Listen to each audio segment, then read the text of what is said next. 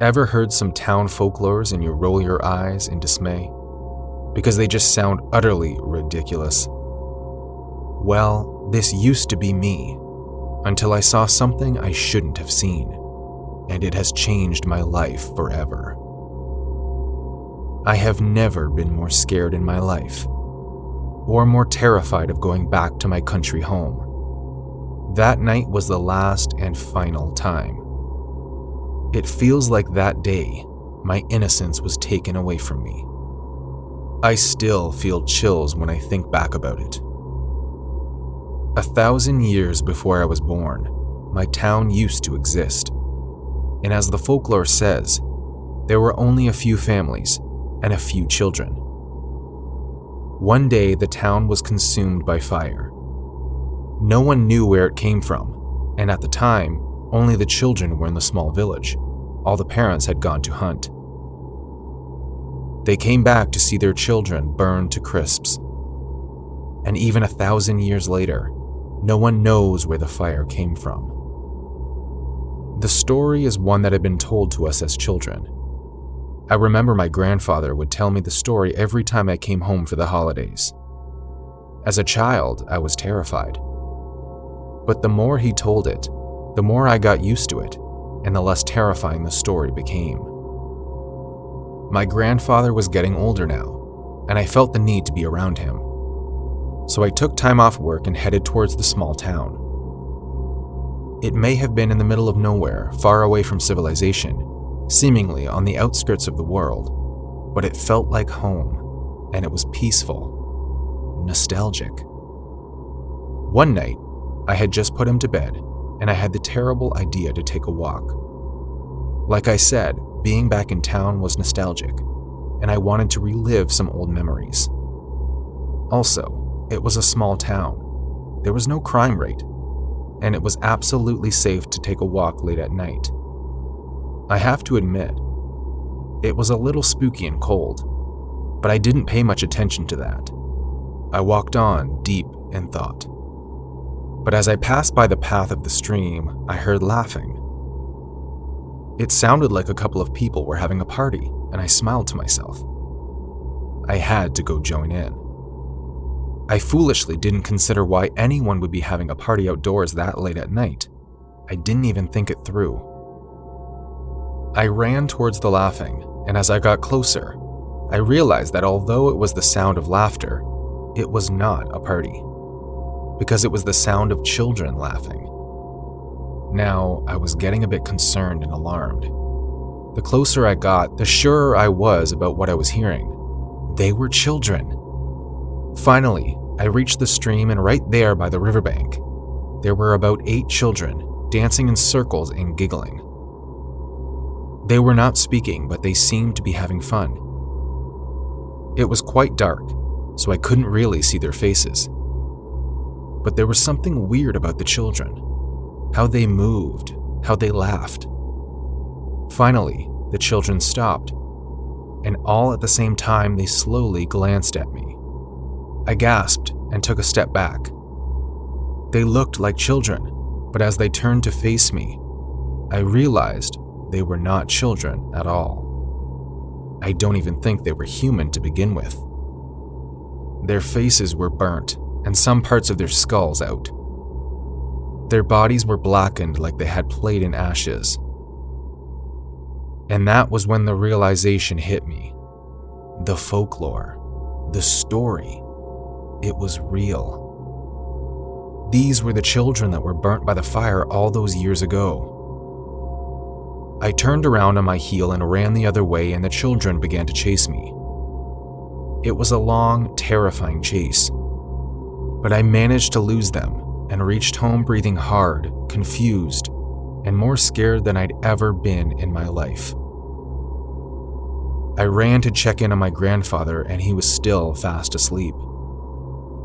That was when I saw a face by the window. It was the face of one of the children. They had found me. The child smiled sinisterly at me and placed a finger over his lips as if to say, "Shush." And the next thing you know, he was gone. That was the experience I had with that folklore and almost lost my life. I can only imagine and wonder how many folklores out there are actually real and we are just overlooking them. It terrifies me how little we know, how little we believe.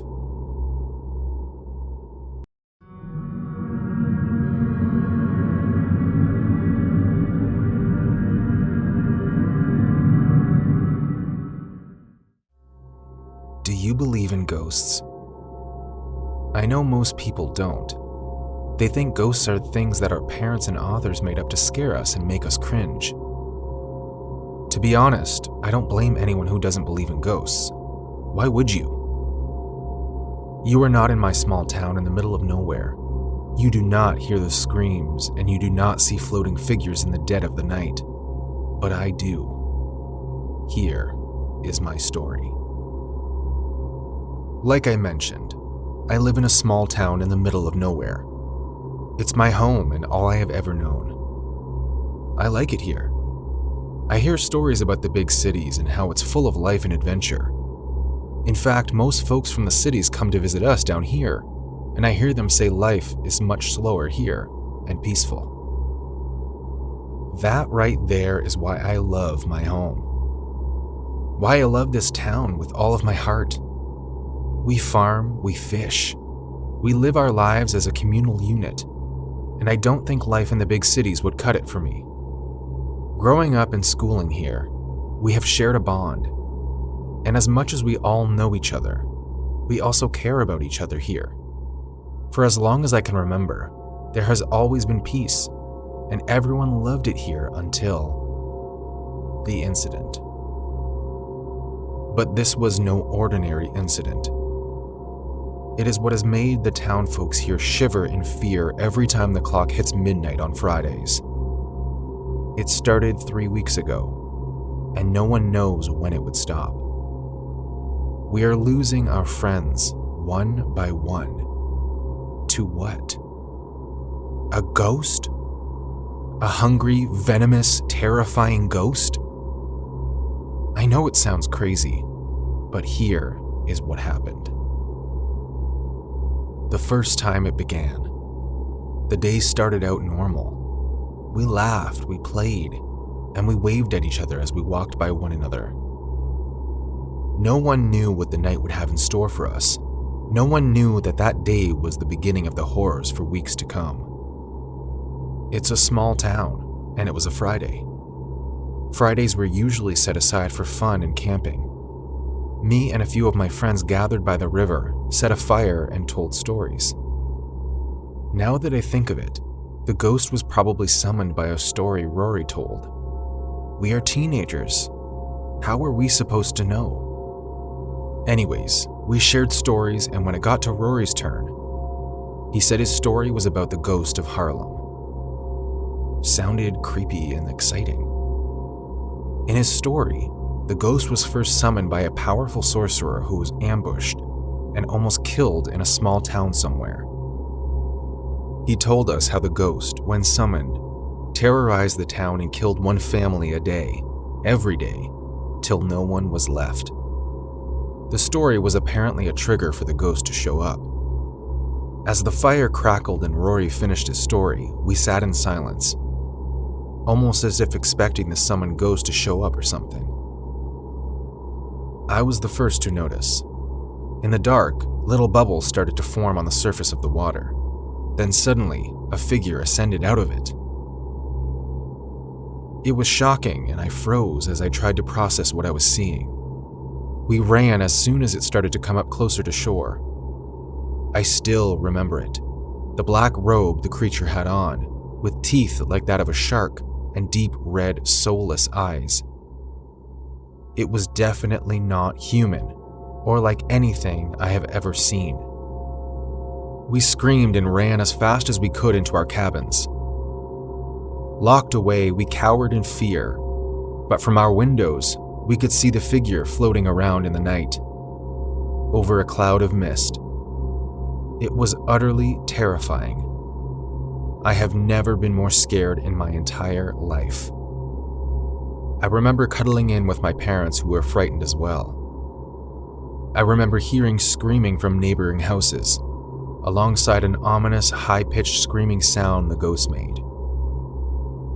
The next morning, we were still shocked and dazed when we realized our neighbor had been killed. He lived just 5 houses away from ours, and alongside his family. They were all dead. It hurt me a lot, especially because it was Roy and his family. I had no idea what to do after that. But the following Friday, at exactly midnight, the creature appeared again. No one saw it coming. No one had time to prepare. And the aftermath? Another dead family. When we try to leave the town, we can't.